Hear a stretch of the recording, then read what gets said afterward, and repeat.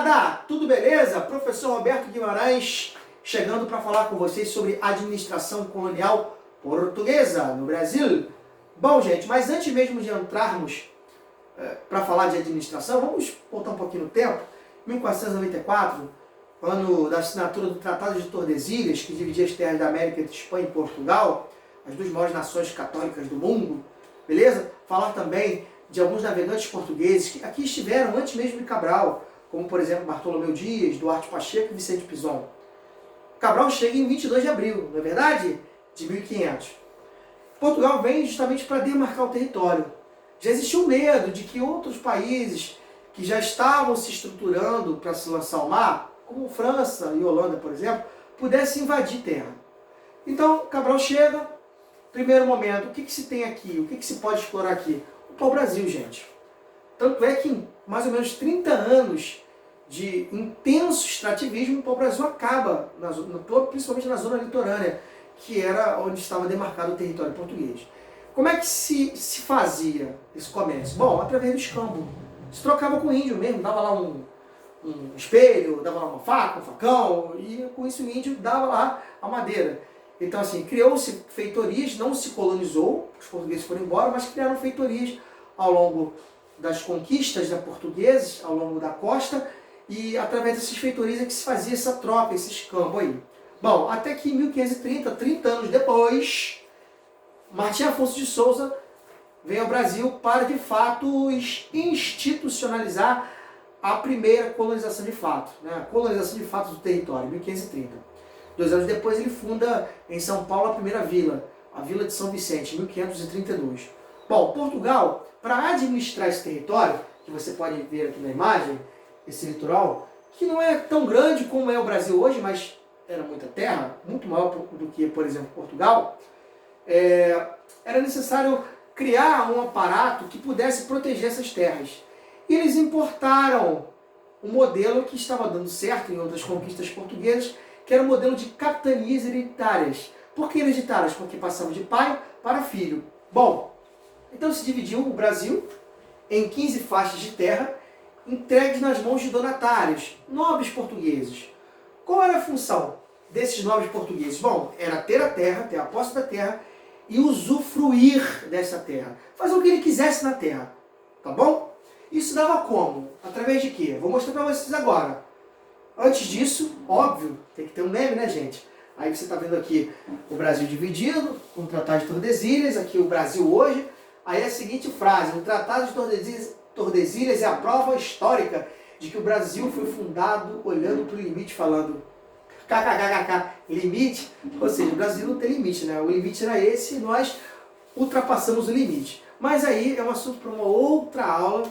Vou explicar a vocês o porquê esse Tratado de Tordesilhas não foi respeitado e o Brasil ganhou essa dimensão continental. Mas bom, vem comigo aqui, na mesma linha. Era através desses dois documentos aqui que o donatário recebia das mãos da coroa a posse da terra. Carta de doação. A carta de doação, o nome já diz, doação. Ele recebia a doação da terra, ele teria posse dela, mas não a propriedade da terra. E eu vou explicar a diferença entre a posse e a propriedade. Na posse, ele não pode fazer algumas coisas, como por exemplo vender terras. E isso estava definido aqui no foral. O foral eram as obrigações. Ele tiraria dinheiro do bolso para investir na capitania, ele poderia trazer uma infraestrutura para a capitania, mas ele não poderia vendê-lo de forma alguma. Acordou um dia e falou assim: quero arrumar um dinheiro, vou vender minha capitania para o vizinho. Não poderia fazer isso. O foral era específico. Então não esqueça disso. Ele poderia usufruir da terra, ele poderia gozar da terra, ele poderia criar uma infraestrutura, mas não poderia vender em hipótese alguma, porque a terra pertencia a Portugal. Belezinha? Então doar, carta de doação era a carta que dava a ele a posse, e o foral, as responsabilidades dessa posse. Certo? Bom, mas qual foi o resultado das capitanias? Um sucesso parcial. Por quê? Houve um fracasso. Somente 2 delas prosperaram. Pernambuco e São Vicente. Eu vou mostrar para vocês por quê. Tá aqui, gente. Falta de investimentos. Muitos desses donatários nem chegaram a vir no Brasil. e tiraram nenhum centavo do bolso para investir nelas. Houve uma dispersão, por exemplo, em alguns lugares ninguém quis ficar, ficou abandonado a Deus dará. Pior, ainda houve uma resistência indígena em algumas capitanias. Então tudo isso dificultou. E por que então somente São Vicente e Pernambuco prosperaram? Primeiro, houve investimento. Pernambuco, por exemplo, grana holandesa lá para o plantio da cana. Pô, gente, a cana de açúcar valia ouro, você não tem noção para a época. Era normal na Europa, por exemplo, alguém casar e o marido ganhar de dote da família um punhado de açúcar. Isso valia muito, era caríssimo o açúcar. Era um elemento de primeira grandeza na Europa. Então ter cana-de-açúcar significava ter grana. São Vicente, por exemplo, houve uma aliança com os indígenas. E também houve investimento também na capitania. Por isso que elas foram as únicas que prosperaram, tá bom? Bom, só que com esse fracasso, o governo português então entende o seguinte: nós precisamos centralizar isso. Tem que haver uma centralização maior e melhor. Então são criados os governos gerais. Um adendo: o governo geral não substituiu a capitania, o sistema de capitania. Tá bom? Ele veio aperfeiçoá-la, os erros que haviam sido cometidos. Bom, qual era a função do governo geral? Principal, centralizar administrativamente a colônia. Beleza, isso era fundamental.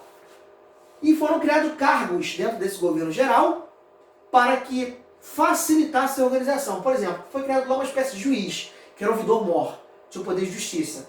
Lá tinha um camarada que era responsável pelo recolhimento dos impostos, o provedor-mor. Tinha o capitão-mor, que tinha o poder de polícia para tomar conta, para punir, para poder resguardar a colônia, a capitania, tá bom? E aqui eu cito embaixo os governos, os 3 primeiros governantes, os vice-governadores, que na verdade eram como se fosse o rei aqui, era a presença do rei português na colônia. Os 3 primeiros, São Tomé de Souza, foi com ele, por exemplo, que os padres jesuítas vieram ao Brasil para catequizar, para converter os índios. Se teve um problema muito grande, porque quando os portugueses chegam, os padres jesuítas chegam aqui e encontram alguns portugueses escravizando indígenas, e eles serão contra a escravização de indígenas, então vai haver um conflito entre portugueses e jesuítas por conta disso.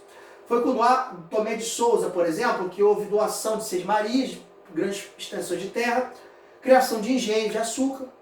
Depois nós tivemos o governo de Duarte da Costa, que na verdade foi um governo muito conflituoso, ele recebeu muitas críticas porque houve muito conflito entre colonos e jesuítas por conta da escravização indígena, e ele permitiu a invasão francesa no Rio de Janeiro. Os franceses fundaram a França Antártica aqui no Rio de Janeiro, que só foram expulsos no 3º governo, Mendes Sá, responsável por expulsar os franceses e juntamente com seu sobrinho Estácio de Sá fundarem a cidade do Rio de Janeiro. Na verdade, a cidade de São Sebastião do Rio de Janeiro, essa é a cidade no qual eu moro e resido. Belezinha, gente?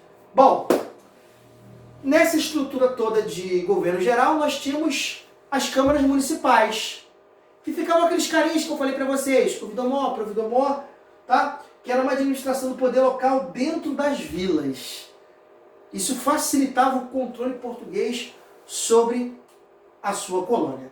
Belezinha, gente? Bom, eu espero que vocês tenham entendido. Essa foi a nossa aula sobre esse início de administração colonial portuguesa. Não esqueçam, se inscrevam no canal, dê o seu like lá e indique para o amigão. Valeu, um grande abraço!